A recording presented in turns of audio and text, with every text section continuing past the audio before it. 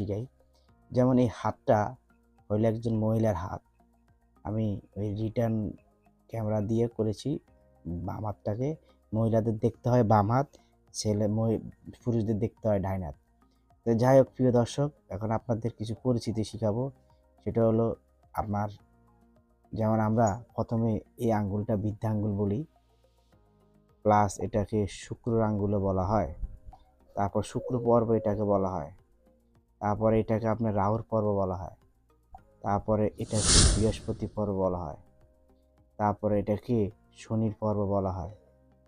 তারপরে এই পর্বটাকে রবির পর্ব বলা হয়। এই পর্বটাকে বুধের পর্ব বলা হয়।